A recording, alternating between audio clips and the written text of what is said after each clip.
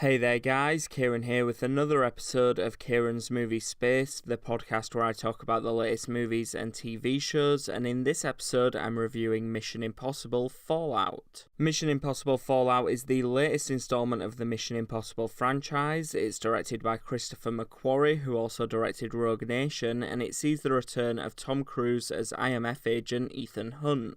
And just to let you guys know where I kind of stand with this franchise overall, I've been saying for a while now that the Mission Impossible films are some of my favourite action movies of all time, especially the newer ones like Ghost Protocol and Rogue Nation. The Mission Impossible series, at least in my opinion, is the rare kind of franchise that gets consistently better with each installment. Every film feels bigger and better than the last, and I've got to say that Fallout is no exception. This is a really great action movie, it's a brilliant addition to the franchise, and it's probably one of the best action films I've ever seen. And I think most of the credit should go to Christopher McQuarrie, who's just done a phenomenal job of directing this film. A lot of directors, especially ones that are making action movies, they tend to focus more on creating action sequences and then they fit the story around the action. Kinda like Skyscraper earlier this year, you could tell that they just wanted to show Dwayne Johnson jump from a crane into a skyscraper, so they built a full film around it, and it didn't really work. What McQuarrie does best is he creates an intriguing, emotional and fun story, and then he sees where he can fit in the insane action sequences later, and we end up watching a film that has both a compelling storyline and some really jaw-dropping action. McQuarrie also does a fantastic job of giving each character a purpose. Every character has their role in the story, every character gets a moment to shine, and there really isn't a character in this entire film that doesn't add something to the story. Even some of the previous Mission Impossible movies have underutilized members of Ethan's team, but this time around we really get some development for characters like Benji and Luther, and it's really great to see a director take the time to develop these characters that fans have grown to love.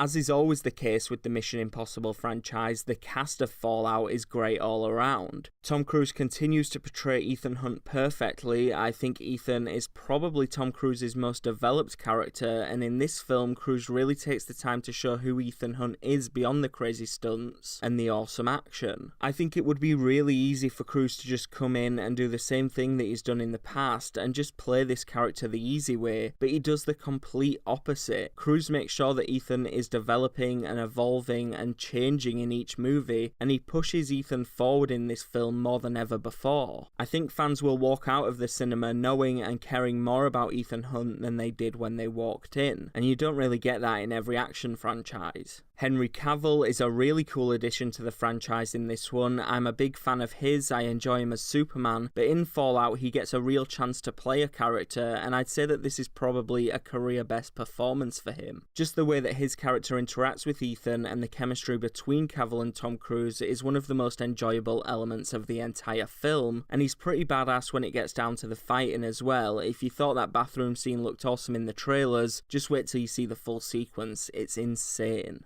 Rebecca Ferguson, who reprises her role as Ilsa Faust from Rogue Nation, is easily the highlight of the film for me. Ferguson continues to do a really great job as this character, and it's awesome to see this badass, strong female spy that's every bit as awesome as Ethan Hunt. In Rogue Nation, Ilsa was this kind of awesome spy that we really didn't know or understand, at least until the end, and while she's still a total badass in Fallout, we get to know her a little bit more, and Ferguson really gets a chance to create a developed character, and I just really hope we get to see more of Ferguson in this franchise further down the line. Hell, I wouldn't be opposed to a spin-off or a prequel or anything like that for that character. Then of course you've got Simon Pegg as Benji and Ving Rhames as Luther, and they both kind of fill the same roles that they filled in every other Mission Impossible film, but we do get some surprising moments from each of those characters. If you look at Benji in this movie, he's not just used as the comedic relief. He's on his own journey, he has his own path, and we get some real development for that character, and it's cool to look back and see how far Benji has come since he was introduced in Mission Impossible 3. Then moving on to Luther, I was really surprised to see in this one that Ving Rhames is given some